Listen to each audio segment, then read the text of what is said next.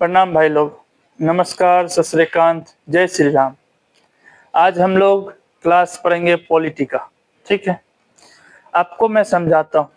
आज हम लोग जो है भाग 1 पढ़ेंगे। ठीक है, ठीक है। राज्य तथा क्षेत्र की बात करता है भाग 1, राज्य तथा क्षेत्र, संघ तथा राज्य के क्षेत्र, संघ तथा राज्य के क्षेत्र। ठीक है, आप क्षेत्र बोलो या क्षेत्रफल बोलो, एक ही बात है। संघ तथा राज्य के क्षेत्र की चर्चा करता है भाग 1 में। हम लोग अनुच्छेद 1 समझेंगे। ठीक है, जिसमें मुझे जो समझाना है वो परिसंध, संघ और परिसंध, कॉन्फेडरल, फेडरेशन और यूनियन इन इंग्लिश समझेंगे। कॉन्फेडरल, फेडरेशन और यूनियन समझेंगे। ठीक है, समझ गए। फेडरेशन हिंदी संधि होता है, यूनियन मतलब भी संघ होता है। हम इन दोनों को अच्छे से समझेंगे। ठीक है, कुछ बातें समझते हैं। देखो, अनुच्छेद 1 कहता है भारत राज्यों का संघ, भारत राज्यों का संघ है। अब इस संघ क्या होता है मैं समझाता हूँ। संघ का मतलब हम लोग समझेंगे। इसका मतलब है कि भारत राज्यों का संघ है, अर्थात भारत में जो राज्य जुड़े हुए हैं वे टूट कर अलग नहीं हो सकते। ये वे टूट कर अलग नहीं हो सकते। ठीक है, अलग नहीं हो सकते, हो सकते हैं। ठीक है, इसका मतलब है कि भारत के साथ जो राज्य जुड़ गए हैं, जैसे मान लो सिक्किम है, सिक्किम भारत के साथ जुड़ा है ना, सिक्किम भारत के साथ जुड़ गया है। लेकिन सिक्किम अगर चाहे तो वो टूट के अलग नहीं हो सकता। कोई भी राज्य है वो भारत के साथ मिलना चाहती है तो वो मिल जाएगी, वो जुड़ सकती है, लेकिन उसको तोड़ के अलग नहीं किया जा सकता है। समझ गए। ठीक है, अनुच्छेद 1 कहता है भारत राज्यों का संघ है। अब हम लोग कॉन्फेडरल, फेडरेशन और यूनियन, इन 3 बातों को समझेंगे अच्छे से। देखो, कॉन्फेडरल मतलब परिसंघ। इसमें छोटे छोटे राज्य, जो छोटा छोटा राज्य है, स्टेट है, वो सभी आपस में जुड़कर और अपने थोड़ी सी शक्तियों को केंद्र सरकार को देकर एक देश का निर्माण करती है। ठीक है, कॉन्फेडरल जो है छोटे छोटे राज्य जो है एक साथ जुड़ते हैं और उससे एक देश का निर्माण होता है। लेकिन कुछ बातों को हम लोग याद रखेंगे। कॉन्फेडरल जो होता है जिसमें देश का निर्माण तो होता है, देश तो बनता है, लेकिन इनको अलग किया जा सकता है। ठीक है, देश जो है उससे जो राज्य जुड़े हुए हैं उनको तोड़ के अलग किया जा सकता है, और ये सबसे कमजोर होता है। कॉन्फेडरल जो है वह सबसे कमजोर देश होता है। ठीक है, इसमें जो राज्य जुड़ गए हैं उनको आप तोड़ के अलग कर सकते हैं, यही है कॉन्फेडरल। परिसंघ, फेडरेशन होता है संघ। इसको समझते हैं। देखो, राज्य मिलकर एक देश का निर्माण करते हैं। ठीक है, कुछ राज्य मिलते हैं तो उससे एक देश का निर्माण होता है, और देश को कहते हैं आप इन शक्तियों का प्रयोग करें। ठीक है, राज्य निर्माण करते हैं और देश को जो है थोड़ी थोड़ी शक्तियां देते हैं, निर्माण करते हैं और थोड़ी शक्तियां देश को देते हैं। ठीक है, थोड़ी शक्तियां देश को देते हैं और कहते हैं आप इन शक्तियों का प्रयोग करो। ठीक है, इसको फेडरेशन, संघ कहते हैं। यूनियन क्या है, इसमें जो है, इसमें जो राज्य, इसमें भी क्या करते हैं, राज्य जुड़ते हैं आपस में और एक देश का निर्माण भी होता है। ठीक है, जो उससे देश का जो निर्माण होता है, लेकिन इसमें जो है, जैसे मान लेते हैं संघ क्या है, भारत एक संघ है, भारत संघ है, संघ है जिससे राज्य अलग नहीं हो सकते, तोड़े नहीं जा सकते हैं, जिससे राज्य टूट कर अलग नहीं हो सकते, अलग नहीं हो सकते हैं। ठीक है, ठीक है। चलो, संघ और ये फेडरेशन और यूनियन को हम लोग अच्छे से समझ जाते हैं। ठीक है, आप इसको समझ गए तो बहुत ही ज्यादा हेल्पफुल है। आप समझो, संघ दोनों संघ ही है, लेकिन फेडरेशन और यूनियन के बारे में समझेंगे।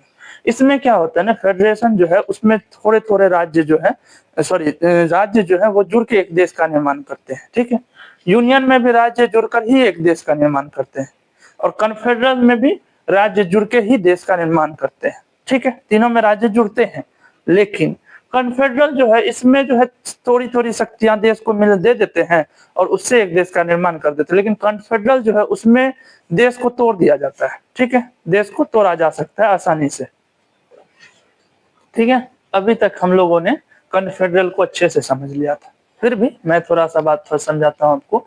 तीनों में राज्य मिलकर ही निर्माण करती है देश का, लेकिन कन्फेडरल परिषद उसको बोलते हैं जिसमें छोटे छोटे राज्य जो है देश का निर्माण तो कर लेते हैं, लेकिन उससे देश को तोड़ के अलग किया जा सकता है, ठीक है। देश में छोटे छोटे जो राज्य जुड़े हुए हैं उसको तोड़ के हम अलग कर सकते हैं, ऐसा बोल रहे हैं। तो फेडरेशन जो है, एग्जाम्पल में मैं देता हूँ, आप समझोगे अच्छे से। फेडरेशन का जो फेडरेशन, ये जो संघ है ये है अमेरिका, ठीक है।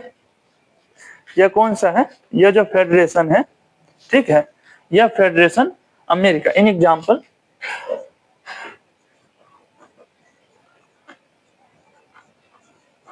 देखो फेडरेशन जो है ये संघ जो है यह अमेरिका है, ठीक है, और यूनियन जो है यह राज्य जो है भारत है, ठीक है।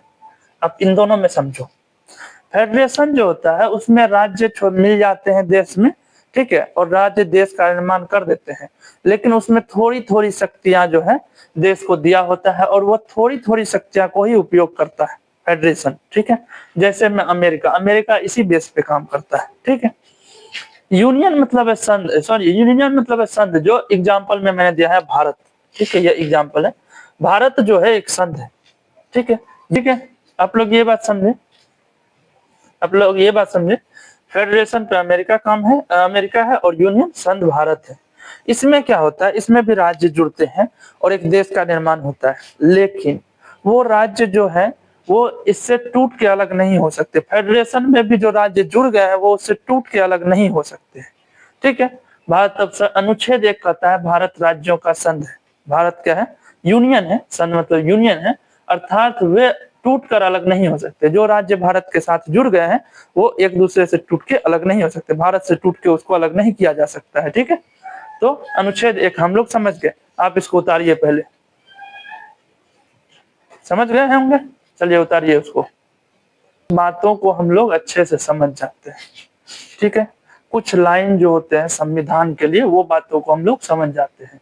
आपसे पूछेगा, अभी तो मैंने फर्स्ट, ये थर्ड लेक्चर है हम लोग का, मैंने बताया अनुसूची को खत्म कर दिया है, भाग को खत्म कर दिया है और अनुच्छेद पे आ गए, ठीक है। भाग 1 में जो है संघ तथा राज्य क्षेत्र, अब भी एक्सप्लेन कर रहा हूँ इसीलिए मैं ऐसा लिखा हूँ। भाग 1 कहता है संघ और उसके राज्य क्षेत्र। तो इसमें आपसे जो है कुछ सवाल जो है, जैसे आपसे पूछेगा अनुसूचियां कितनी है, तो मैंने पहले वाले टॉपिक पर आया है 12 अनुसूचियां, और उसको मैंने एक्सप्लेन भी किया है कैसे, ठीक है। उसके बाद मैंने भाग पढ़ाया, 22 भाग है, 22 भाग में क्या क्या होता है और कैसे कैसे होता है, मैंने उनको क्लियर किया। उसके बाद भाग 1 को जो संघ उसके राज्य क्षेत्र है उनमें कितने अनुच्छेद है और उनको किन कैसे कैसे जरूरी है, इन सभी चीजों को मैं अभी समझा रहा हूँ, ठीक है। अनुच्छेद 1 मैंने समझाया, भारत राज्यों का संघ, उसमें कन्फेडरल, फेडरेशन और यूनियन कैसे है, इन सभी बातों को मैंने समझाया है, ठीक है। अब इसके आगे भाग 2, सॉरी अनुच्छेद 2 हम लोग समझेंगे। भाग 1 में ही अनुच्छेद 2, 3, 4 है, उन सभी को बातों को हम लोग समझेंगे, ठीक है। चलिए उतारिए आप लोग। चलो देखो आगे हम लोग समझते हैं। अनुच्छेद 1 मैंने समझाया आपको, अब हम लोग बढ़े अनुच्छेद 2 की तरफ, ठीक है। अनुच्छेद 2, ठीक है। देखो, संसद राष्ट्रपति के पूर्व अनुमति, कहाँ गया, संसद राष्ट्रपति के पूर्व अनुमति, इसका क्या मतलब है मैं समझाता हूँ। देखो अनुच्छेद 2 कहता है, सिंपल समझेंगे, अनुच्छेद 2 कहता है राष्ट्रपति जो है वह बिना सूचना दिए हुए, जैसे संसद है, बिना राष्ट्रपति को सूचित किए हुए भी किसी भी राज्य को भारत में मिला सकता है, ठीक है। बिना राष्ट्रपति को सूचित किए हुए, बिना राष्ट्रपति को बताए हुए किसी भी राज्य को भारत में अगर मिलाना है तो संसद मिला सकती है, ठीक है। जैसे सिक्किम, सिक्किम जो है एक ऐसा राज्य है, आप लोग देखे होंगे भारत के पूर्वी साइड में ऊपर से सिक्किम है।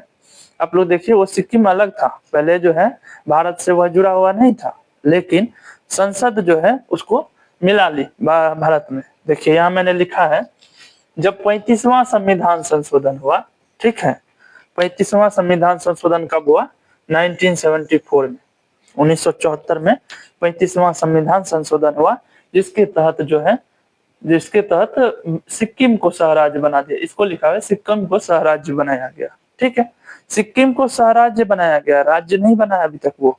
अब वो मिलना चाहता है कि नहीं मिलना चाहता है उसकी मर्जी है, इसीलिए उसको जो है 35वां संविधान संशोधन किया गया 1974 में और उसको सहराज्य बनाया गया। भारत का सहराज्य सिक्किम को कब बनाया गया, ऐसा सवाल मैंने आरआरबी के क्वेश्चन में देखा था कि सवाल लिखा हुआ था, 35वां संविधान संशोधन 1974 के द्वारा कौन सा ऐसा राज्य है जिसको सहराज्य बनाया गया था, तो वह था सिक्किम।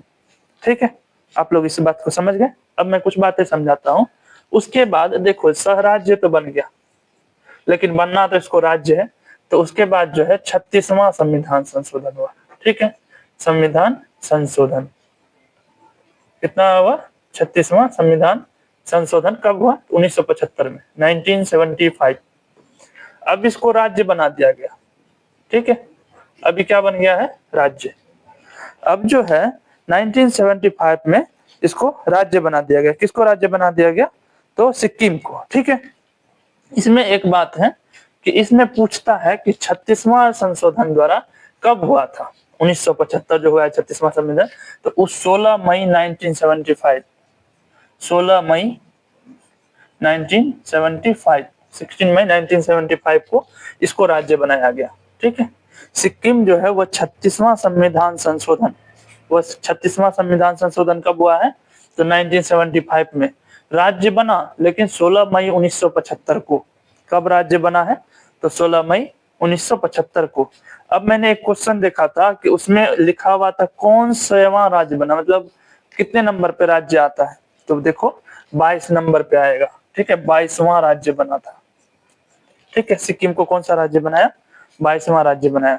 मैं अनुच्छेद 2 दोबारा समझाता हूँ। अब देखो अनुच्छेद 2 लिखा हुआ है, सांसद जो है राष्ट्रपति के पूर्व अनुमति पर किसी विदेशी राज्य को भारत में मिला सकता है। देखो जब तक वह भारत में नहीं जुड़ा हुआ है तो विदेशी राज्य ही है। ठीक है, अभी मान लेते हैं भारत और पाकिस्तान के बीच जो लड़ाई हुई थी, जिसमें पीओके जो क्षेत्र था वो भारत का था, लेकिन अभी तो वो विदेशी क्षेत्र है ना। अभी जब तक वो भारत में नहीं मिलता है वो विदेशी क्षेत्र ही माना जाता है। ठीक है, तो उसी तरह सिक्किम जो था जब तक 22वां राज्य नहीं बना था, भारत से अलग था, तो वो एक विदेशी राज्य था, बिना राष्ट्रपति की अनुमति, राष्ट्रपति से अनुमति लिए भी नहीं, और सांसद जो है उसको जोड़ सकते हैं भारत में किसी भी राज्य को, ये शक्ति है। ठीक है, ये बोलता है। तो राष्ट्रपति के पूर्व अनुमति, बिना अनुमति के ही, या अनुमति ले भी सकते, नहीं लिए हैं अनुमति, फिर भी भारत को जो है, भारत में किसी भी राज्य को मिलाया जा सकता है, संसद मिला सकती है। अब इसमें लिखा हुआ है, इसमें बोल रहा है कि सिक्किम, एग्जाम्पल में मैंने एक दिया है सिक्किम। ठीक है, अब ध्यान से देखो, तो सिक्किम जो है 35वां संविधान संशोधन 1974 हुआ था, 35वां संविधान संशोधन 1974 में हुआ था, इसको सहराज्य बना दिया गया। 1974 में एक संविधान संशोधन हुआ था, 35वां संविधान संशोधन, जिसके तहत जो है सिक्किम को सहराज्य बना, राज्य नहीं बना है अभी तक, सहराज्य बना है केवल। उसके बाद फिर 36वां संविधान संशोधन किया, 36वां संविधान संशोधन 1975, 16 मई 1975 को सिक्किम को राज्य का दर्जा दे दिया गया, अब वह राज्य बन गया है। अब बताओ हमको एक सवाल, भारत से अगर सिक्किम जुड़ गया है और राज्य बन गया है, तो उसको तोड़ के अलग कर सकते हैं? जैसे जोड़ दिए तो तोड़ के अलग कर सकते हैं? तो इसका आंसर है नहीं कर सकते। भारत का मतलब है कि भारत एक संघ है, भारत क्या है? यूनियन है। ठीक है, भारत क्या है? यूनियन है। यूनियन का मतलब होता है संघ। अब संघ का जो है मीनिंग हम लोग समझे अनुच्छेद 1 में कि वह जो जुड़ गया है जो भी राज्य उसके साथ, उसको हम लोग तोड़ के अलग नहीं कर सकते हैं। उसी तरह सिक्किम अगर भारत के साथ जुड़ गया है और एक राज्य बन गया है तो हम उसको तोड़ के अलग नहीं कर सकते हैं, यही अनुच्छेद 2 कहता है। ठीक है, अनुच्छेद 2 का सिंपल सा पूछेगा, अनुच्छेद 2 क्या कहता है? संसद बिना राष्ट्रपति की अनुमति लिए या पूर्व अनुमति के किसी भी विदेशी राज्य को भारत में मिला सकते हैं, यह अनुच्छेद 2 कहता है। क्लियर? अब जैसे मैं एग्जांपल सिक्किम ले लिया, 35वां संविधान संशोधन हुआ, सहराज्य बना, 36वां संविधान संशोधन हुआ, उसके बाद राज्य बन गया, 16 मई 1975 को इसको राज्य बना दिया गया। तो ये सभी सवाल, ठीक है, मैं इस पे क्वेश्चन लाऊंगा, ठीक है। चलिए अनुच्छेद 3 की ओर बढ़ते हैं हम लोग। उतारो आप लोग पहले इसको।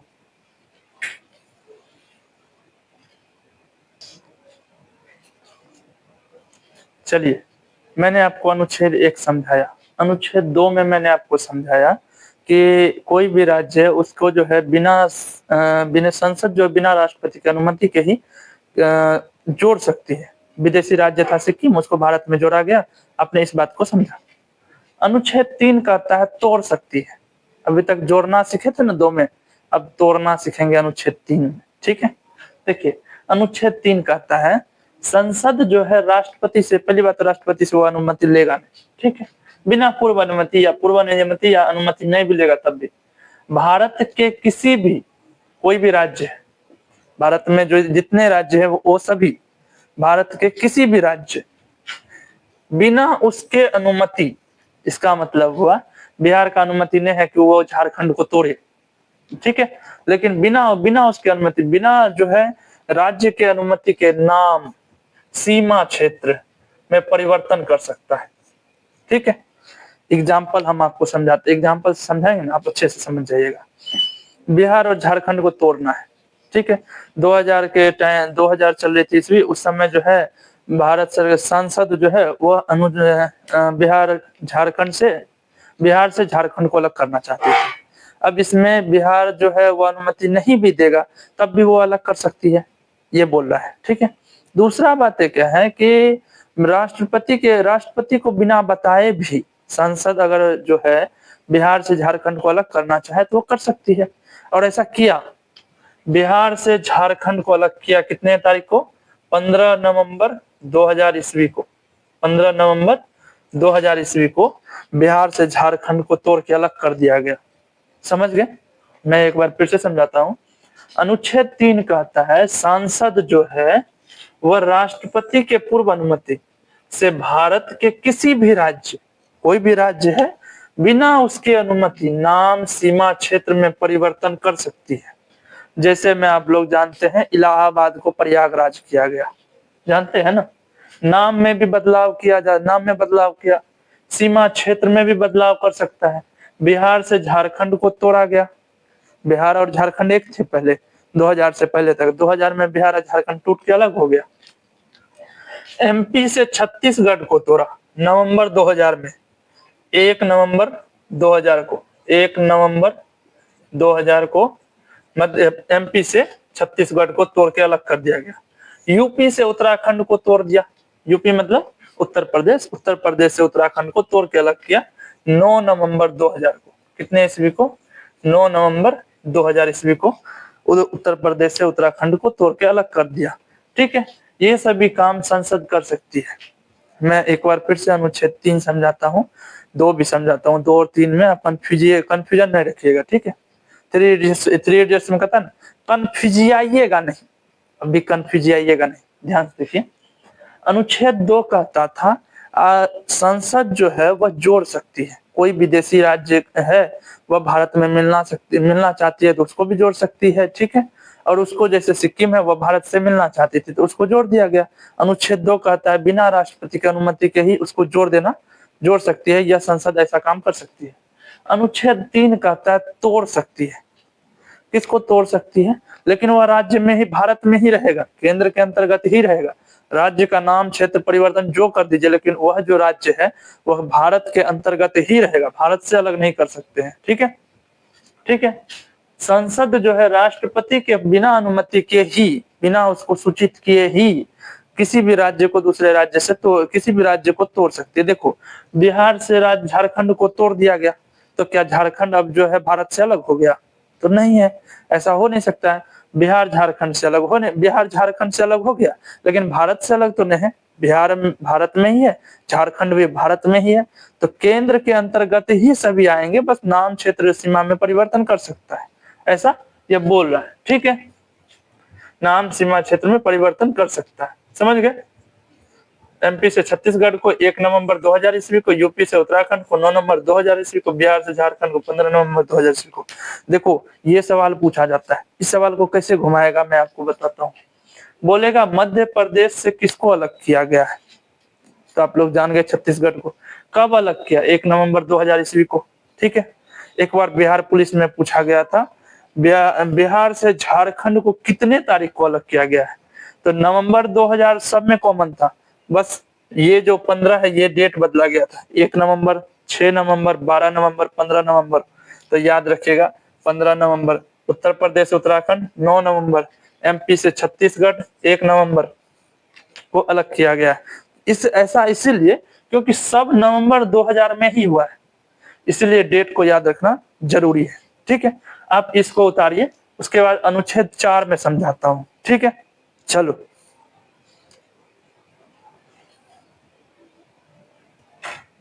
चलिए ध्यान से समझेंगे।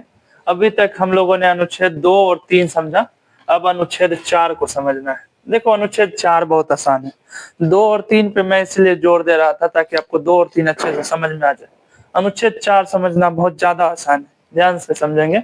अनुच्छेद 2 में मैंने समझाया बिना राष्ट्रपति के अनुमति के ही, बिना राष्ट्रपति को सूचना दिए ही किसी भी राज्य को भारत में मिला सकते हैं। ये बात मैंने अनुच्छेद 2 में समझाया आपको। अनुच्छेद 3 में मैंने आपको समझाया कि कोई भी राज्य है, ठीक है, वह भारत से कोई भी राज्य बिना राष्ट्रपति को अनुमति दिए ही सांसद जो है उसका नाम सीमा क्षेत्र में परिवर्तन कर सकती है। यह अनुच्छेद 3 में मैंने आपको समझाया। ठीक है, अनुच्छेद 2, अनुच्छेद आर्टिकल 2 और 3, ठीक है, ये 2 और 3 को जो बताता है उसी को अनुच्छेद 4 कहते हैं। ठीक है, समझ गए, 2 और 3 को जो बताएगा वो अनुच्छेद 4 है। देखो इसमें एक लाइन है, आर्टिकल 368, अनुच्छेद 368, आप लोगों ने बहुत बार सुना है अनुच्छेद 368 होता क्या है, मैं समझाता हूँ। देखो अनुच्छेद 368 कहता है, इसको जो है अनुच्छेद 4 को जो है वो 368 से बाहर रखा गया है। इस लाइन को मैं समझाता हूँ, बाहर रखा गया है। इसका मतलब है कि राष्ट्रपति जो है बिना राष्ट्रपति को सूचित किए ही बताया जाता है। अनुच्छेद 368 के अगर अंदर रखेगा तो इसमें राष्ट्रपति को सूचना देना पड़ता है, लेकिन अनुच्छेद 2, 3 और 4 में 368 बाहर रखा गया, यानी राष्ट्रपति को बिना सूचना दिए ही काम किया जा सकता है। ठीक है, काम कर रहे हैं ना, सीमा क्षेत्र में परिवर्तन कर देते हैं, किसी भी विदेशी राज्य को संसद मिला लेती है, ये सभी 368 से बाहर रखा गया। 368 के अंदर में रखते तो अनुच्छेद 4 के तहत जो है राष्ट्रपति को सूचना देते, बिना सूचित किए देश को नहीं जोड़ सकते थे या किसी भी राज्य को नहीं मिला सकते थे, इसीलिए अनुच्छेद 368 को बाहर कर दिया। राष्ट्रपति जाने न जाने, संसद का मन है जोड़ लेगी, संसद का मन है नाम सीमा क्षेत्र में परिवर्तन कर देगी, ये अनुच्छेद 4 कहता है। नमस्कार भाई लोग, प्रणाम, सत श्री अकाल, जय श्री राम। आज हम लोग का क्लास जो है पॉलिटी का है। ठीक है, देखो मैंने पॉलिटी में आपको अनुच्छेद 1, 2, 3, 4 और भाग संख्या 1 आधा खत्म कर दिया था। कुछ बातें हैं जो मैं आपको समझाऊंगा। अखंड भारत के बारे में मुझे समझाना है, आज का जो टॉपिक है वो अखंड भारत। देखो आप लोग, जो मैंने समझाया था 1 से 4 तक, इसी वीडियो में मैं जोड़ के दे दूंगा आपको। ठीक है, अखंड भारत, देखो ये भारत है, ठीक है, इतना सीरियस मत हो, मैंने बनाया है, ये भारत है हमारा, और ये भारत का ऊपर का नक्शा है, नीचे का नक्शा मैंने बनाया नहीं क्योंकि नीचे का नक्शा मुझे काम का नहीं है अभी। ठीक है, मुझे जो समझाना है मैं उस बात को आपको समझाता हूँ।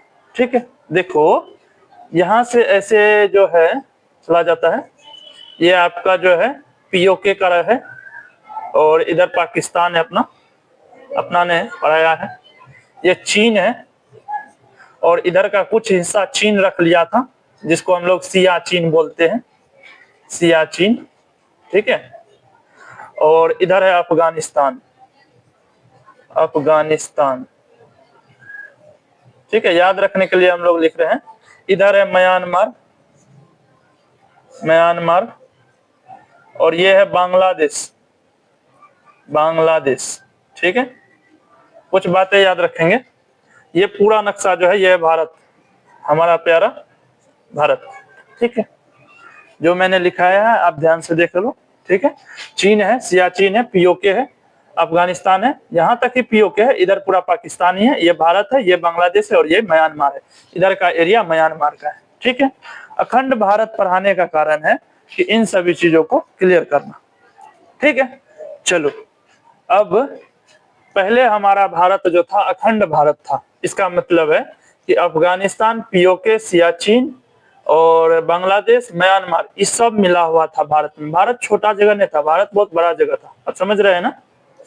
ठीक है, अब देखो प्रथम बार जो है सबसे पहले डुरंड लाइन खींचा गया है। ठीक है, 1893 1893 में डुरंड रेखा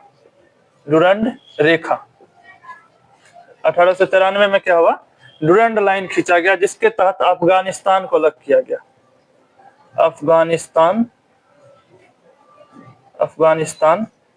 को अलग कर दिया। ठीक है, देखो 1893 समय भी याद रखेंगे और डेट भी याद रखेंगे और नाम भी। डुरंड रेखा जो खींचा गया, यहाँ से एक रेखा खींची गई थी, सर डुरंड ने खींचा था, इसलिए डुरंड रेखा नाम है। और अफगानिस्तान जो था 1893 में, काफी समय पहले 1947 में हमारा देश आजाद हुआ है, जबकि 1893 की बात कर रही है, उस समय अफगानिस्तान को अलग कर दिया गया था। ठीक है, प्रथम बार जो है भारत से जो अलग होने वाला देश है वह अफगानिस्तान था। ठीक है, काफी समय पहले। उसके बाद 1935 1935 कितना, आप लोग टाइमिंग याद रखेंगे, 1935 1935। ठीक है, 1935 में म्यांमार यानी बर्मा को अलग किया गया। म्यांमार बर्मा बोलते हैं, उसको अलग कर दिया गया, अलग किया गया।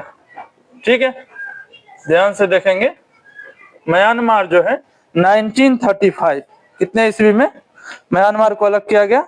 1935। ठीक है, आपसे पूछा जाएगा, इस तरह से सवाल पूछा जाएगा कि भारत जो है उससे सर्वप्रथम किसको अलग किया गया था? तो 1893 में डुरंड रेखा खींचा गया था, जिसके तहत जो है अफगानिस्तान को तोड़ के अलग कर दिया। भारत से अखंड भारत का पहला टुकड़ा, इस तरह से भी पूछ सकता है, अखंड भारत का पहला टुकड़ा कौन था? तो डुरंड लाइन था। ठीक है, डुरंड रेखा था। ठीक है, आप समझ रहे हैं इस बात को? चलो अभी तक जो हम लोगों ने देखा वो मैंने बताया कि 1935 में म्यांमार को अलग कर दिया गया, बर्मा बोलते हैं। 1935 में म्यांमार को अलग कर दिया गया। आपसे सवाल इस तरह से नहीं पूछेगा, सवाल किस तरह से पूछेगा वो मैं बताता हूँ। आपसे बोलेगा अखंड भारत का पहला टुकड़ा कौन सा था, इस तरह से, तो अखंड भारत का पहला टुकड़ा अफगानिस्तान था। ठीक है, 1893 अफगानिस्तान अलग हो गया। अब पूछेगा आपसे अखंड भारत का दूसरा टुकड़ा कौन सा था? अखंड भारत का दूसरा टुकड़ा जिसको तोड़ के अलग किया गया था वो कब और कौन सा था? तो 1935 1935 बोलते हैं इन हिंदी।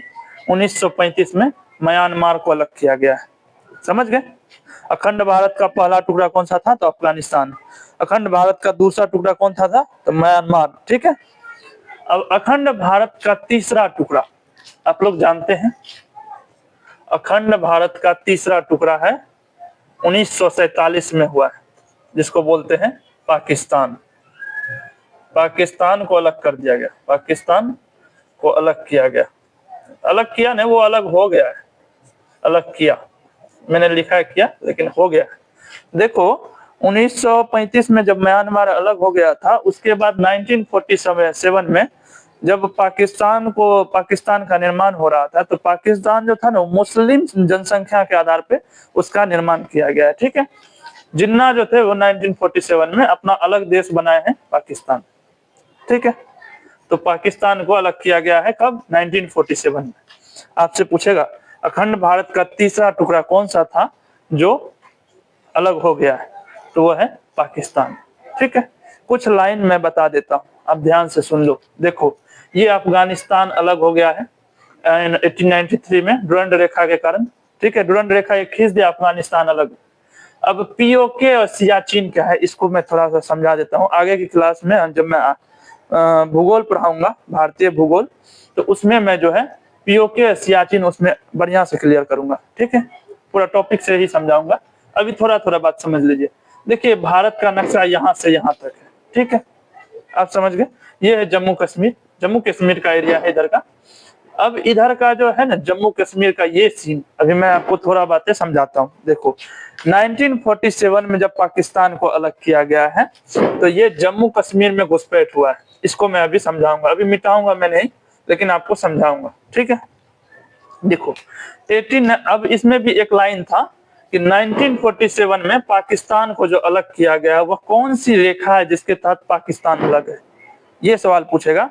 अखंड भारत में जो पाकिस्तान अलग है वह कौन सी रेखा है जो दोनों को बांटती है, इस तरह से पूछेगा। तो आप लोग याद रखिएगा, रेड क्लिफ रेखा है, रेड क्लिफ रेखा है, ठीक है, रेड क्लिफ रेखा है जिसके तहत जो है पाकिस्तान को अलग किया गया है। कब अलग किया गया है? तो 1947 में, ठीक है। चलिए आगे की लाइन में आपको समझाता हूँ, ठीक है। देखो रेड क्लिफ रेखा, ये रेड क्लिफ रेखा क्या है? क्वेश्चन आपसे पूछेगा कि भारत और पाकिस्तान, भारत पाकिस्तान को अलग करने वाली रेखा, पाकिस्तान को अलग करने वाली रेखा, अलग करने वाली रेखा, ठीक है। सवाल इस तरह से देगा, याद रखिएगा। या फिर ये भी दे सकती है, डायरेक्ट आंसर दे देगी, जैसे रेड क्लिफ रेखा इसका आंसर है, ठीक है, ये आंसर है, ये आंसर है। भारत और पाकिस्तान को अलग करने वाली रेखा को कहते हैं रेड क्लिफ रेखा, ठीक है। या आपसे सवाल में ऐसे दे दे कि रेड क्लिफ रेखा क्या है, तो आप लोग बोलेंगे भारत और पाकिस्तान को अलग करती है, ठीक है।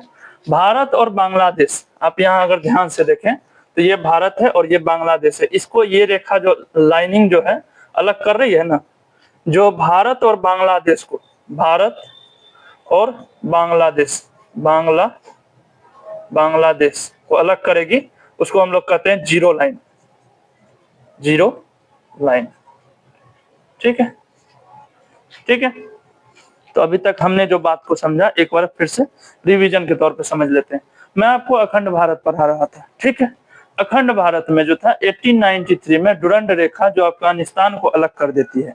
यहाँ भारत है, यहाँ अफगानिस्तान था, तो अफगानिस्तान को एक डुरंड रेखा खींची गई जो अलग हो गया। 1935 में म्यांमार यानी बर्मा को अलग कर दिया गया। भारत का इस लाइन में यहाँ से यहाँ तक का जो एरिया है इधर का, ये इधर का, ये पूरा म्यांमार है। अब इसको जो अलग करती है, सॉरी, अखंड भारत का जो है दूसरा टुकड़ा, यह कौन सा टुकड़ा है? दूसरा टुकड़ा। और यह कौन सा टुकड़ा है? तो यह है प्रथम टुकड़ा, पहला टुकड़ा, ठीक है, पहला टुकड़ा। 1935 में दूसरा टुकड़ा के रूप में म्यांमार अलग हो गया है, ठीक है। अब तीसरा टुकड़ा पाकिस्तान, ये पाकिस्तान है, तीसरा टुकड़ा हुआ यहाँ से और पीओके को अलग कर दिया, जिसको रेड क्लिफ लाइन कहते हैं, ठीक है। अब चौथा, भारत और बांग्लादेश के बीच का जो रेखा है उसको क्या बोलते हैं? Zero line. आप लोग इस बात को समझे, जीरो लाइन। भारत और बांग्लादेश के बीच का जो रेखा है उसको हम लोग कहते हैं जीरो लाइन, ठीक है। अब देखिए पहले जो भारत था उसमें 28 राज्य या 8 केंद्र शासित प्रदेश इस तरह से नहीं बटा हुआ था, ठीक है।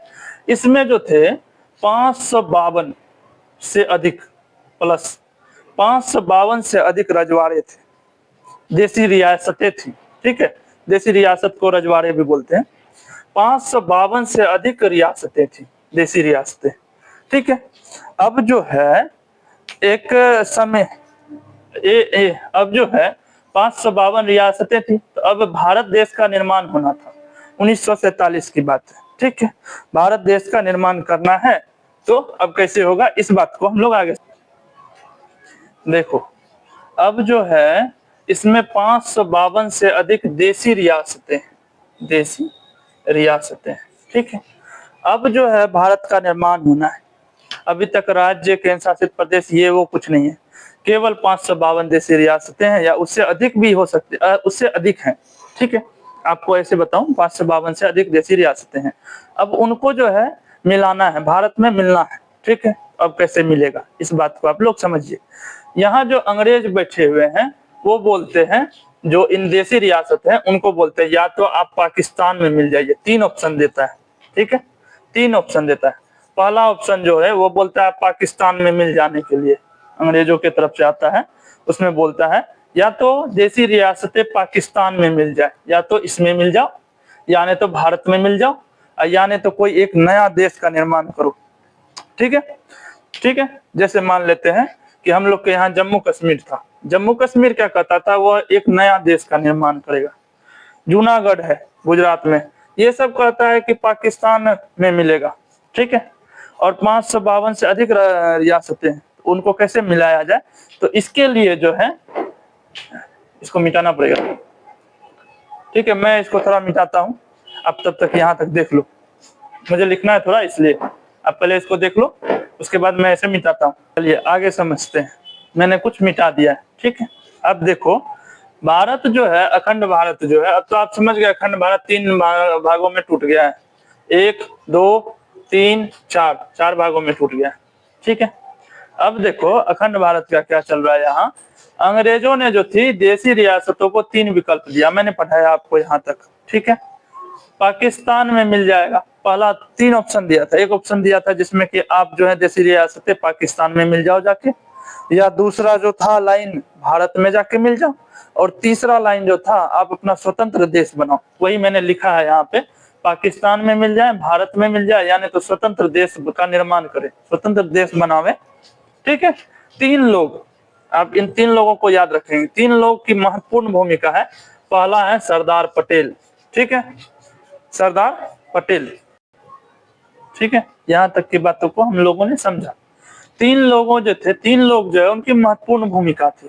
पहला थे सरदार पटेल, दूसरा बीपी मेनन, और तीसरा माउंटबेटन। ठीक है, इन तीनों को जो है जिम्मेदारी मिली कि 552 से जो अधिक रियासतें हैं भारत में, 552 से जो प्लस रियासतें थी, देसी रियासतें, उनको जो है भारत में मिला दे, ये इनको दिया गया है। ठीक है, पहला सरदार पटेल, दूसरा बीपी मेनन, और तीसरा माउंटबेटन। इन तीनों का नाम भी पूछ लेता है, महत्वपूर्ण नाम है, इसलिए मैंने यहाँ लिखा है महत्वपूर्ण। अब ध्यान से देखो, इंपॉर्टेंट है। ठीक है, सरदार पटेल, बीपी मेनन और माउंटबेटन को जो है बोले कि 552 से जो अधिक रियासतें, राज्यों हैं, उन सभी को जो है मिला दिया जाए भारत में। तो क्या किए ये तीनों मिलके, लगभग सभी को मिला दिए। केवल 3 जो है वो बात से नहीं मान रहे थे। ठीक है, ठीक है। अब जो है इसमें 3 माइनस कर दो आप, 51 50 49, यानी 549 जो रियासतें थी या उससे अधिक जो रियासतें थी, उन सभी को जो है भारत में मिला दिया गया। भारत का निर्माण हो रहा है, आप लोग समझिए, भारत अभी निर्माणाधीन है। ठीक है, 3 रियासतें जो है वो नहीं मान रही है, वो बोल रही है, कुछ तो बोल रही है कि हम पाकिस्तान में मिलेंगे, 2 बोल रही है कि हम पाकिस्तान में मिलेंगे, और जम्मू कश्मीर तो अपना ही है, वो बोल रहा है कि हम अपना स्वतंत्र देश बनाएंगे। अब बताइए स्वतंत्र देश का निर्माण कैसे करेगा। ठीक है, यहाँ हैदराबाद है बीच में, वो हैदराबाद बोल रहा है पाकिस्तान में मिलेंगे। अब बताओ, चारों तरफ से भारत घेर के रखा है, बीच में ही जाके पाकिस्तान से मिल जाएगा, कैसे मिल जाएगा, आतंकवादी का खतरा बढ़ जाएगा। बांग्लादेश है, ये भी है, पाकिस्तान, ये भी जो है, यहाँ भी ध्यान से देखो तो यहाँ 2 तरह से है। एक है पश्चिम बंगाल, पश्चिम बंगाल। ठीक है, पश्चिम बंगाल, इधर है पूर्वी बंगाल, पूर्वी बंगाल, पूर्वी बंगाल। अब ध्यान से देखो तो ये पूर्वी बंगाल जो है, जिसको हम लोग बांग्लादेश बोलते हैं आज, और ये पश्चिमी बंगाल है। आप इसीलिए ध्यान से देखो, इधर को यहाँ कभी नहीं बोलते हैं गुजरात, पश्चिम गुजरात, या पश्चिम बंगाल इसलिए बोलते हैं, पूरा बंगाल है, ये इतना दूर का एरिया ही बंगाल है, बस बीच से काटा गया है 2 भागों में, एक पश्चिम बंगाल, एक पूर्वी बंगाल। पूर्वी बंगाल बांग्लादेश के रूप में, पश्चिम बंगाल भारत में विलय हो गया। ठीक है, यही लाइन था। ठीक है, इसीलिए इसका नाम पश्चिम बंगाल है। ठीक है, सरदार पटेल, बीपी मेनन और माउंटबेटन को बोला कि भारत में जितनी भी रियासतें हैं आप उन सभी को मिला लीजिए। तो अब जो है तीनों महान व्यक्ति जो है सबको मिलाने में लग गए, लगभग 549 से अधिक रियासतें जो है भारत में मिल गई। 552 थी, 3 रियासतें जो है बोलती है कि हम 2 बोलती है कि हम पाकिस्तान में मिलेंगे, और तीसरा बोलता है हम नया, अपना नया राष्ट्र, नया देश का निर्माण करेंगे। अब नया देश का निर्माण कैसे हो जाएगा। ठीक है, तो 3 जो है, एक है हैदराबाद, पहला है हैदराबाद, दूसरा कौन सा था, दूसरा था जूनागढ़। आप लोग जूनागढ़ नहीं जानते होंगे, मैं बताता हूँ। जूनागढ़ जो है गुजरात में है। ठीक है, गुजरात, और तीसरा कौन सा है, तीसरा ये जम्मू कश्मीर, ठीक है। ये तीन जो है, ये जो है नहीं मिलना चाहते हैं भारत में। ये दो चाहते हैं कि पाकिस्तान में मिलेंगे, और ये चाहता है कि स्वतंत्र राष्ट्र का निर्माण करेगा, स्वतंत्र देश का निर्माण करेगा। आप समझ रहे हैं? यहाँ तक की बातों को मैं एक बार फिर से समझा देता हूँ, उसके बाद मैं थोड़ा सा मिटाऊंगा। हैदराबाद, जूनागढ़ और जम्मू कश्मीर के बारे में समझाना, ठीक है। आप ध्यान से सुनिए। मैंने बताया अंग्रेजों ने तीन देशी रियासतों को तीन विकल्प दिया, 500 से अधिक, 552 से अधिक देशी रियासतें थे, उन सभी को विकल्प मिला है कि या तो वो पाकिस्तान में मिल जाए, भारत में मिल जाए, या स्वतंत्र देश का निर्माण कर ले, ठीक है। अब भारत जो है, देखो तीन लोग जो है उनकी महत्वपूर्ण भूमिका थी, एक थे बीपी मेनन, सरदार पटेल, और तीसरा माउंटबेटन, ठीक है। इन तीनों की महत्वपूर्ण भूमिका थी। क्या भूमिका थी कि 552 जो देशी रियासतें उनको भारत में मिला दे, भारत का निर्माण हो रहा है तो भारत में विलय करवा दे। अब ये क्या किए, ये जो है सबको मिला दिए, केवल तीन जो थे वो मान ही नहीं रहे थे। वो बोल रहे थे कि एक तो था हैदराबाद, दूसरा जूनागढ़, तीसरा जम्मू कश्मीर। वो तीनों चाहते थे, दो तो चाहते थे कि हम पाकिस्तान में मिल जाए। अब देखो हैदराबाद, आप देखोगे ना नक्शा में तो बीच में मिलेगा आपको हैदराबाद। अब हैदराबाद को अगर जोड़ दे हम लोग पाकिस्तान से, तो आतंकवादी की खतरा ये वो बहुत बढ़ जाएगी। आप समझ रहे हैं ना, बीच से नहीं निकाल सकते ना हैदराबाद को। और यहाँ पे था गुजरात, उसको भी भारत में मिलाना था, इसको भी भारत में, जम्मू कश्मीर को भी भारत में मिलाना था। तो यहाँ तक की कहानी हम लोग समझ गए। हैदराबाद, जूनागढ़ और जम्मू कश्मीर जो है अब यहाँ से समझेंगे आगे, ठीक है। आप इसको उतार लो, मैं इसे मिटाऊंगा, ठीक है। देखिए अब तीन तीन है, इन तीनों के बारे में सोचिए। ये तीनों देशी रियासतें थी, अभी राज्य बन गए हैं, ठीक है। ये जूनागढ़ तो पता भी नहीं, ये गुजरात राज्य है, ठीक है। अब ध्यान से देखो, अब 552 देशी रियासतों को भारत में मिलाना था। हम लोग अभी तक कहानी समझ रहे हैं, अभी भी कहानी समझ रहे हैं, कहानी के ही रूप में समझेंगे। हैदराबाद, जूनागढ़ और जम्मू कश्मीर, ये JNK लिखा हुआ है, मतलब जम्मू कश्मीर है, ठीक है। जम्मू कश्मीर, कश्मीर। अब ध्यान से देखेंगे, अभी जम्मू कश्मीर जो है यूटी है, केंद्र शासित प्रदेश है। जम्मू कश्मीर और लद्दाख को तोड़ के 2 यूटी बना दिया गया है, लेकिन उस समय देशी राज्य था, छोटा छोटा राज्य था, ठीक है। अब हैदराबाद क्या कहता है कि वो पाकिस्तान में मिलेगा। देखो मैंने लिखा होगा, ये लिखा है पाकिस्तान में मिलना चाहते थे। हैदराबाद कहता है हम पाकिस्तान में मिलेंगे, ठीक है। सरदार पटेल, देखो सरदार पटेल 3 आदमी थे ना, सरदार पटेल, VP मेनन, 3 आदमी थे ना। उन तीनों व्यक्ति ने कहा था, ठीक है। कौन कौन थे? सरदार पटेल, VP मेनन और माउंटबेटन। इन तीनों व्यक्ति को कहा गया था कि आप जो है भारत में मिला दीजिए रियासतों को। तो मिला तो दिए सबको। अब इसमें एक लाइन मैंने बोलना भूल गया था, मैं बता देता हूँ। एक मैंने आपको पढ़ाया था फेडरेशन, फेडरेशन, और दूसरा पढ़ाया था यूनियन, ठीक है। तो देखो फेडरेशन और यूनियन में मैंने आपको समझाया था, फेडरेशन जो है अपने कुछ राज्य जो है अपनी थोड़ी थोड़ी शक्तियां देती है देश को, और देश उससे काम करता है। और यूनियन जो है वह अपना सब संयुक्त मिला के बना देता है। समझ गए ना, दोनों में राज्य अलग नहीं हो सकते हैं, समझ गए। अब देखो इसको फेडरेशन बनाना मुश्किल था, बहुत मुश्किल था, ठीक है। लेकिन यूनियन बनाना आसान, इतना भी नहीं लेकिन आसान था, इसलिए जो है यूनियन बनाना शुरू किए। इसको यूनियन बनाना था। भारत हमारा क्या है? यूनियन है, एक संघ है, ठीक है।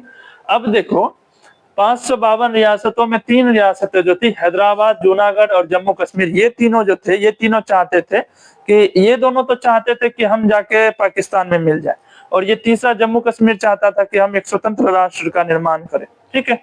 पाकिस्तान मिलना तो चाहता था, हैदराबाद तो मिलना चाहता था पाकिस्तान में, लेकिन सरदार पटेल क्या किया, इसको समझाया हैदराबाद को कि तुम जो है आके भारत में मिल जाओ। तो ये नहीं मिलेगा, अब नहीं मिलेगा तो अब सरदार पटेल को तो मिलाना था भारत में।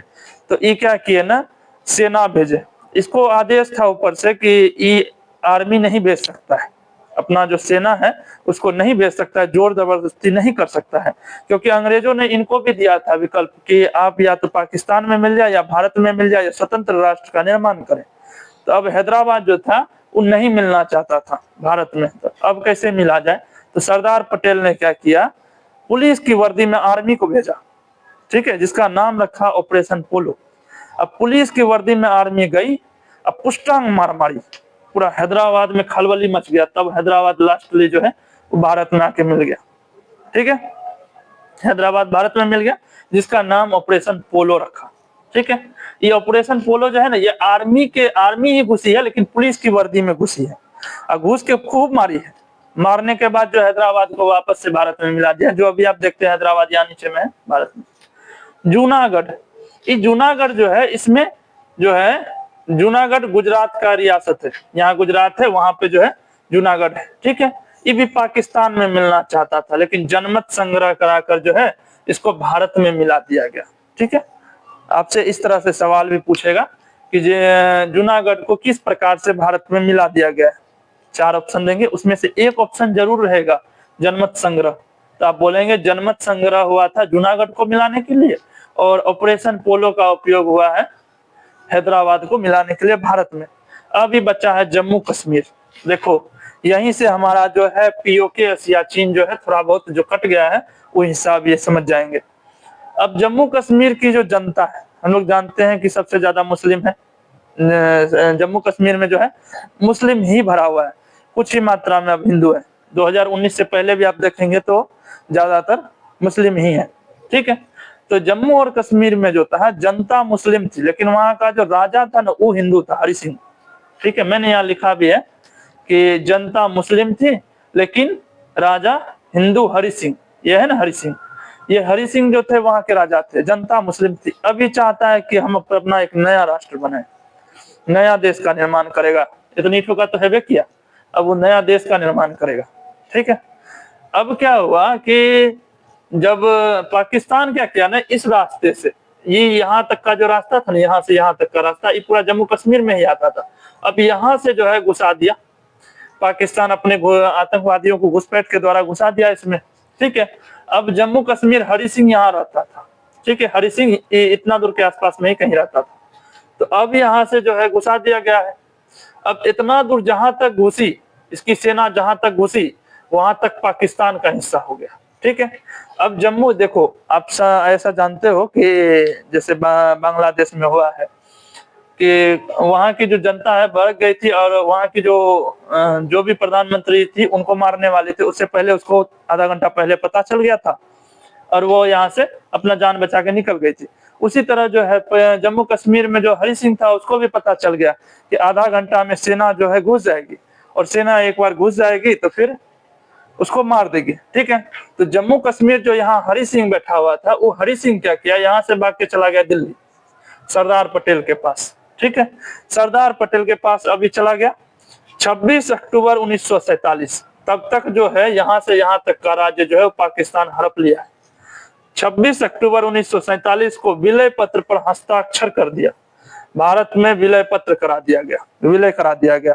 एक विलय पत्र आता था उस समय, उसमें जो है हरि सिंह अपना हस्ताक्षर कर दिया। जैसे ही हस्ताक्षर किया उसके बाद जो है भारत में ये मिल गया है जम्मू कश्मीर। जैसे ही जम्मू कश्मीर पे विलय पत्र पे साइन हुआ, जवाहरलाल नेहरू ने यहाँ से भेजा अपना सेना और यहाँ से यहाँ तक घेर ली, ठीक है। अब यहाँ से यहाँ तक घेर ली तो जम्मू कश्मीर का ये सीन जो है ये भारत में मिल गया, बाकी कुछ हिस्सा पाकिस्तान ले लिया, कुछ दोनों में सियाचिन में कुछ हिस्सा चीन ले लिया जिसको सियाचिन नाम रखा गया, कुछ हिस्सा पाकिस्तान ले लिया जिसको पीओके कहते हैं, और यहाँ से यहाँ तक का एरिया जो जम्मू कश्मीर वो भारत में विलय हो गया। यहाँ तक आप समझे, ठीक है। अब हैदराबाद, जूनागढ़ और जम्मू कश्मीर भारत में मिल गया, इतना दूर क्लियर है। चलिए अब इसके आगे मैं इसे मिटाता हूँ, फिर मैं लिखाता हूँ। आपसे सवाल इस तरह से पूछेगा, ऑपरेशन पोलो के तहत किसको मिला दिया गया? तो ऑपरेशन पोलो के तहत हैदराबाद को मिलाया गया है, ठीक है। जनमत संग्रह कराया गया, उसके तहत किसको मिला दिया गया? जूनागढ़ को जनमत संग्रह करा के मिलाया है, ठीक है। और तीसरा, हरि सिंह जो है वो विलय पत्र पर साइन कर दिया था, जिसके कारण जम्मू कश्मीर जो है भारत में मिल गई थी। जम्मू कश्मीर को नया राष्ट्र बनाना चाहता था, लेकिन लास्टली विलय पत्र पर साइन करने के बाद जम्मू कश्मीर भारत का हिस्सा है।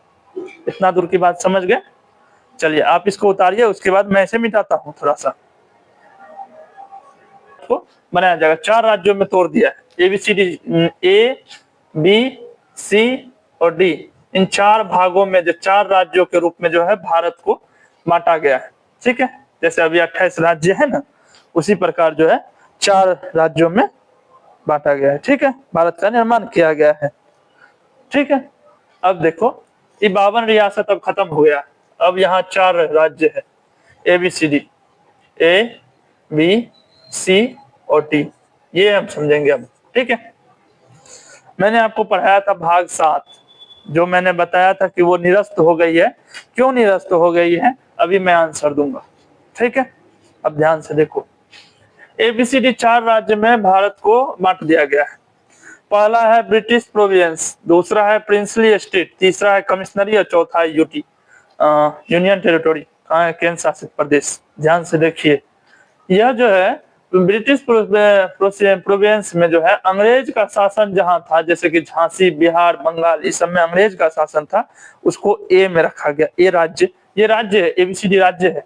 ठीक है, ए राज्य में इनको रखा गया, झांसी, बिहार और बंगाल को। ठीक है, बी राज्य जो था, वहां जो जहां देसी रियासतों का राज्य था, उसको जैसे हैदराबाद और जूनागढ़, उसमें बी को रखा गया। ठीक है, बी में हैदराबाद और जूनागढ़ को रखा गया। ठीक है, तीसरा है कमिश्नरी, वह बड़े शहर जहां अंग्रेज केवल उस शहर पर कब्जा किए हुए थे, जैसे लखनऊ, जयपुर, इंदौर, इन सभी राज्यों को जो है रखा गया सी में। ठीक है, और डी में क्या है, अंडमान निकोबार, इसको जो है डी में रख दिया गया। यूटी, मैंने यूटी लिखा है इसलिए केंद्र शासित यूनियन टेरिटोरी बोलते हैं, केंद्र शासित प्रदेश। अंडमान निकोबार जो है ये डी में रखा गया। अब ध्यान से समझिए, एबीसीडी 4 राज्य का निर्माण हो गया, जिसका नाम ही रख दिया है एबीसीडी। ठीक है, इतना दूर हम लोग क्लियर हो गए। अब एबीसीडी का निर्माण हो गया, कुछ समय बाद आगे चल के जो है एबीसीडी को खत्म कर दिया जाता है। ठीक है, जैसे ही एबीसीडी को खत्म कर दिया जाएगा, आप लोग समझ जाइए, इसी के कारण भाग 7 को भी निरस्त किया गया है। भाग 7 भी इसी के कारण खत्म हो गया है। ठीक है, 4 राज्य जो थे एबीसीडी, पहला कौन था, झांसी, बिहार और बंगाल। पहला ए में किसको किसको, झांसी, बिहार और बंगाल को रखा गया। बी में हैदराबाद और जूनागढ़ को रखा गया। सी में लखनऊ, जयपुर और इंदौर को रखा गया। और डी में अंडमान निकोबार, जिसको यूटी बोलते हैं, उसको रखा गया। ठीक है, अब यहां से आगे देखते हैं, ध्यान से फिर से समझिए। मैंने आपको समझाया 4 प्रकार से एबीसीडी, 4 प्रकार है ना, 1, 2, 3 और 4, 4 प्रकार से बांट दिया गया। 4 राज्य में भारत को बांट दिया गया। ठीक है, जैसे अभी अभी क्या है, 28 राज्य में भारत को बांट दिया गया है, उसी तरह 4 राज्य में भारत को बांट दिया। ये जो है ब्रिटिश प्रोविंस में रखा गया, ऐसा जगह जहां पे अंग्रेज का शासन था, वो जैसे बिहार, बंगाल और झांसी, ये 3 जगह जो थी उसमें अंग्रेज का शासन था, उसको ए राज्य में रखा गया। ये मैं समझा रहा हूँ।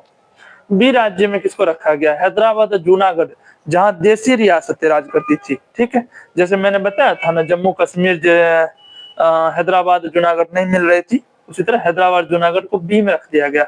सी में जो है लखनऊ, जयपुर, इंदौर, भोपाल, इस सब को रखा गया। एक मैंने नहीं लिखा है लेकिन भोपाल भी होगा इसी में। यूटी, अंडमान निकोबार को रखा गया। 4 प्रकार से बांटा गया और चारों प्रकार में रख दिया गया। अब एबीसीडी, आगे चल के एबीसीडी राज्यों को खत्म कर दिया जाता है। ठीक है, भाषाई आधार पर राज्यों का गठन होता है और एबीसीडी को हटा दिया जाता है। हटा, जैसे ही एबीसीडी हटता है, भाग 7 को खत्म कर दिया जाता है। इसीलिए हम लोग पढ़ते हैं भाग 7 जो है वो निरस्त है, इसी 4 के कारण। यही एबीसीडी जब जैसे ही हटाया जाता है, तब भाग 7 भी खत्म हो जाता है। समझ गए इन बातों को? आप एक बार उतार लीजिए, फिर मैं आगे बताता हूं।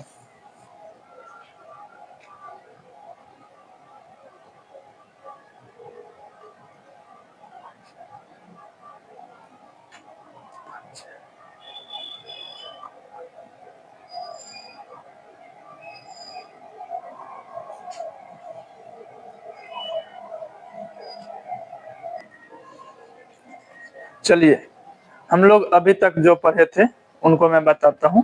मैंने आज पढ़ा भाग 1, जिसमें अनुच्छेद 1, 2, 3 और 4 को मैंने खत्म किया। ठीक, इसके बाद मैंने भारत में जो है कैसे कैसे अफगानिस्तान अलग हुआ, चीन कैसे सियाचिन एक हिस्सा ले लिया, पीओके का हिस्सा बन गया, पीओके हिस्सा ले लिया, पाकिस्तान बन गया, बांग्लादेश बन गया, म्यांमार अलग हो गया, इन सभी चीजों के बारे में मैंने क्लियर बताया। ठीक है, 552 रियासतें थी, वो भारत में कैसे मिली, ये सभी मैंने बता दिया। ठीक है, 3 व्यक्ति जो महत्वपूर्ण नाम थे और कैसे उन्होंने भारत में मिलाया है हम 52 रियासतों को, 552 रियासतों से 552 से अधिक रियासतों को कैसे भारत में मिलाया है, इन सभी बातों को मैंने क्लैरिटी से आपको समझा दिया है। ठीक है, अभी हम लोग जो है एबीसीडी 4 राज्य का निर्माण हो गया और 4 राज्य कैसे कैसे बट गए, इन सभी बातों को भी मैंने क्लैरिटी से बता दिया। एकदम क्लियर हो गए हैं आप लोग? ठीक है, अब जो है हम लोग एसके धर कमिटी से शुरू करेंगे। ठीक है, अगर आप लोगों को वीडियो बहुत अच्छा लगे तो लेट्स डू को जरूर सब्सक्राइब करें, ठीक है। मैं बीच-बीच में कुछ लिखाता रहूँगा, कुछ-कुछ बताता रहूँगा, कुछ-कुछ क्वेश्चन देते रहूँगा, तो उन सब चीज़ को आप लोग देखेंगे। हिंदी, अंग्रेजी माध्यम में है, बीपीएससी है। मैं आज अखंड भारत का आधा लेक्चर क्लियर करवा दिया हूँ और कुछ बचा हुआ है थोड़ा-सा पेप्सू पटियाला इशू का निर्माण होगा, ये सब के बारे में मुझे बताना है, ठीक है। लेकिन इससे आगे हम लोग कल की क्लास में समझेंगे। इसके लिए धन्यवाद, ठीक है।